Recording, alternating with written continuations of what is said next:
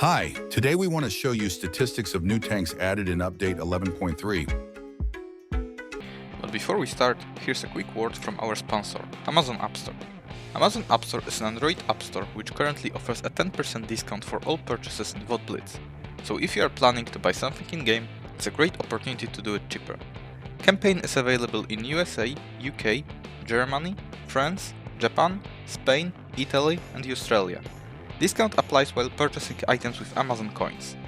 What are they? It's a currency you use to pay within the store. First you buy the coins, and then you can use them to get anything in Blitz. How to install the store? Use link from the description or the QR code shown on the screen. It will redirect you to the campaign website, where you will be able to download the app. After downloading, all you need to do is create an account and download the WoT Blitz from the store. Use the discount and enjoy cheaper items. By using link added in the description, you support our channel, which we are very thankful for. So let's get back to the video. The first one of them wasn't shown on developer's stream. It's a Tier 9 Chinese collector heavy tank BZ-74-1. We can't even express how disappointed we are with this vehicle. When we first saw it, it looked very unique and seemed to be an interesting addition. As of now, though, its stats are just terrible. It has practically no armor to speak of. Most Tier 8 tanks will be able to easily go right through its turret. Its gun and mobility aren't enough to justify complete lack of armor either.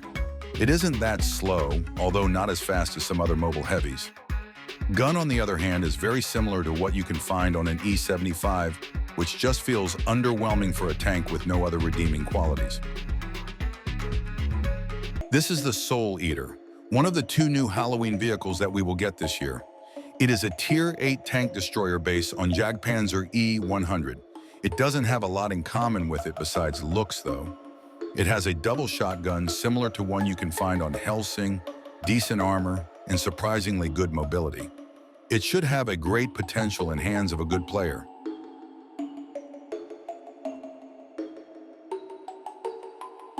Second Halloween tank we will get this year is Lightbringer.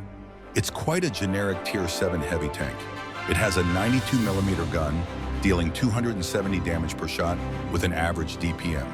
It's quite slow for what it is, while its armor has a lot of vulnerable areas. It will probably end up as an average Tier 7 heavy without anything too special about it. If possible, we would take Soul Eater over it any day of the week.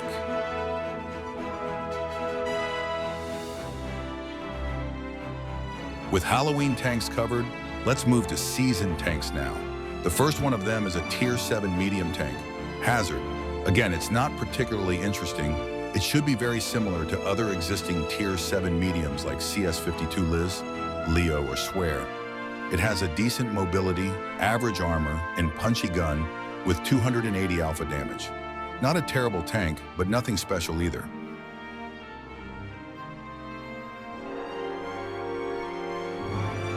New tanks so far seem quite mediocre, but it should change with a new seasonal Tier 8 heavy, Quetzal.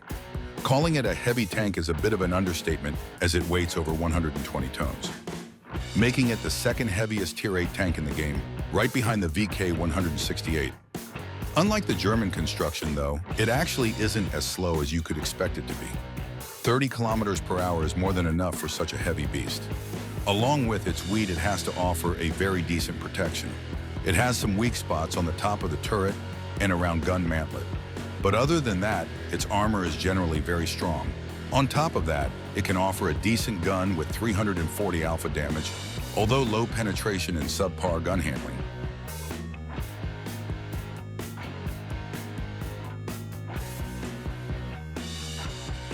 And the last tank we have for you today is the Tier 9 seasoned tank destroyer, Argonut.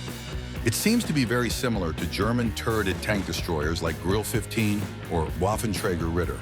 Unlike Waffenträger, it doesn't feature fully rotatable turret and has lower alpha, but features a much better on-the-move accuracy in return. It also accelerates a bit faster and has more health. It will probably be a weaker tank than WoT Ritter, but it doesn't make it bad overall. If you are willing to spend enough money to max it out, you should be able to have quite a bit of fun with afterwards. And that's all from us for today. If you want to receive news quicker, feel free to join our Discord server. See you soon in another video. Bye.